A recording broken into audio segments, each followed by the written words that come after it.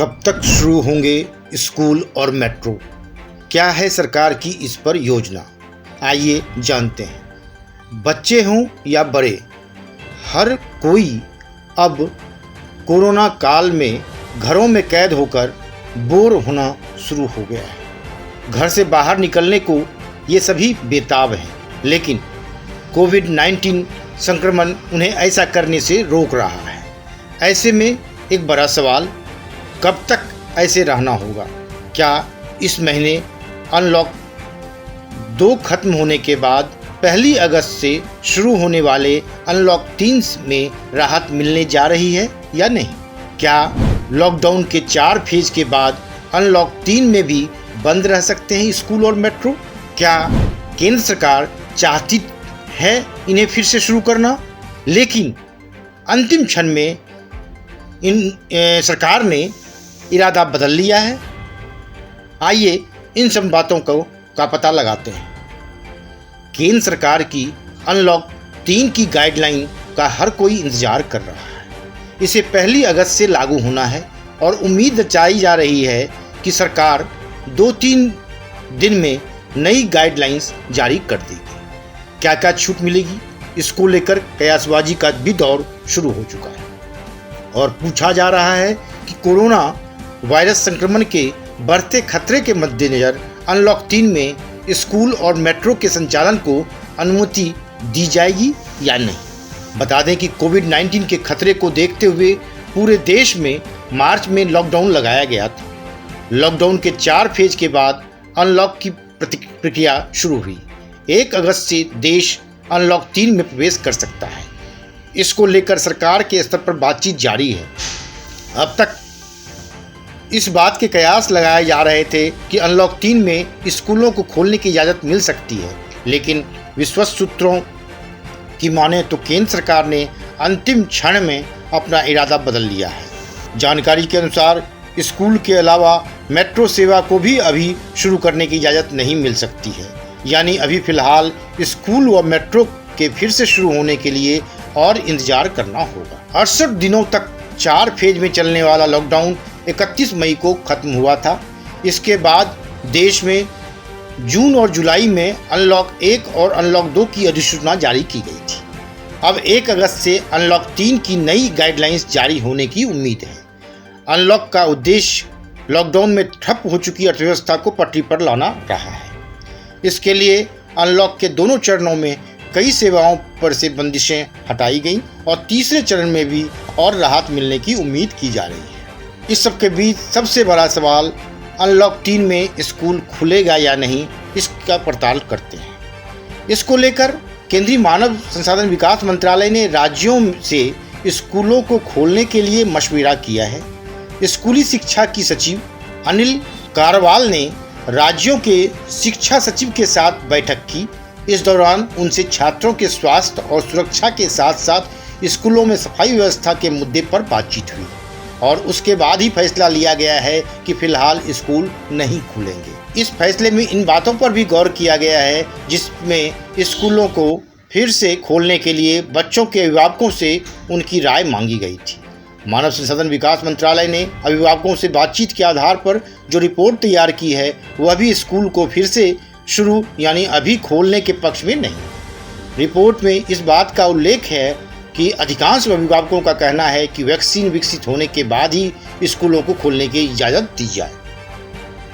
इसके अलावा एक वैश्विक सर्वे पर भी मंत्रालय ने गौर किया है, जिसमें बताया गया है कि स्कूली बच्चे इस महामारी के संक्रमण को किस हद तक बढ़ा सकते हैं। एक रिपोर्ट के मुताबिक जुलाई में दक्षिण कोरिया के दाइजियोन स्थित चेओडोंग एलिमेंट्री स्कूल में 2 संक्रमित स्टूडेंट्स मिलने के बाद पेरेंट्स, टीचर और बच्चों का टेस्ट हुआ है, जिसमें पाया गया कि वयस्कों की तुलना में 10 साल से कम उम्र के बच्चों में वायरस फैलाने की संभावना कम है, लेकिन जोखिम कम नहीं है।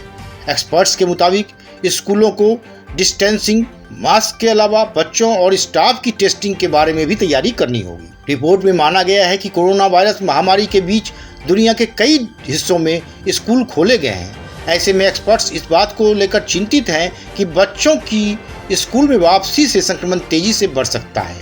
दक्षिण कोरिया में 65,000 लोगों पर की गई स्टडी भी इस बात का समर्थन करती है। स्टडी के मुताबिक 10 से 19 साल की उम्र के बच्चे वयस्कों जितना ही संक्रमण फैला सकते हैं, जबकि 10 साल से कम उम्र के बच्चे बड़ों की तुलना में ट्रांसमिशन कम करते हैं, लेकिन इसमें भी जोखिम शून्य नहीं है। संक्रमण फैलेगा और हमें इसे अपने प्लान में शामिल करना होगा। स्टडी से यही पता चला है कि जैसे ही स्कूल खुलेंगे समाज में संक्रमण फैलेगा।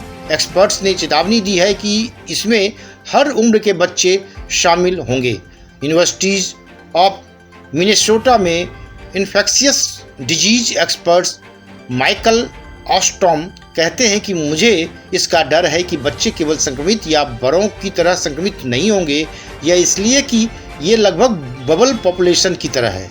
ट्रांसमिशन होगा।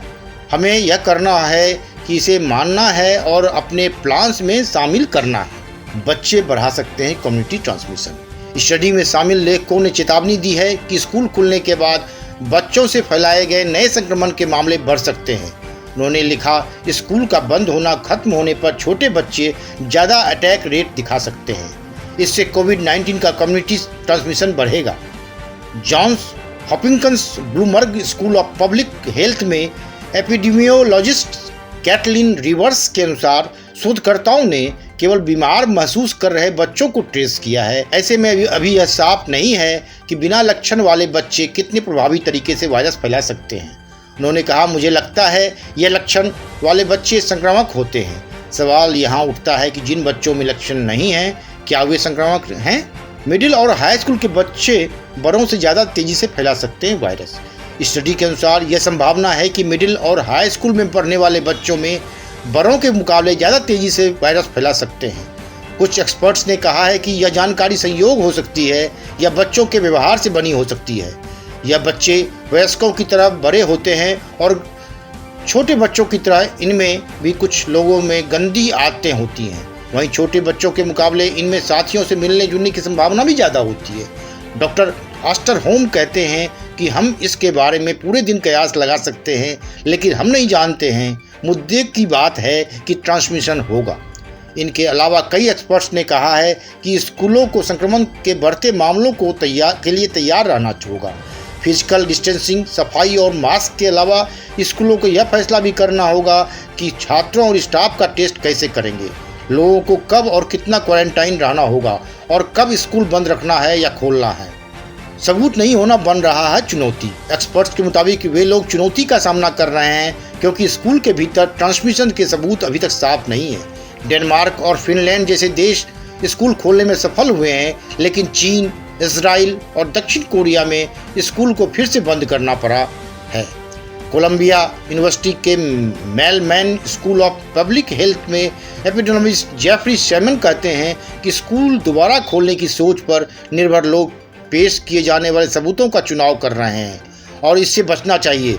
उन्होंने कहा कि हालांकि यह स्टडी पुख्ता जवाब नहीं देती है, यह इस बात का संकेत देती है कि स्कूल समाज के अंदर वायरस का स्तर बढ़ा सकते हैं या नहीं। डॉक्टर जेफरी ने कहा कि बच्चों के लिए यह जरूरी है कि वे अपनी शिक्षा और लोगों से मिलने जुलने वाले जरूर साल न खोएं। स्कूल के पास भी इन दो ऑप्शंस में से चुनने का मुश्किल टास्क है।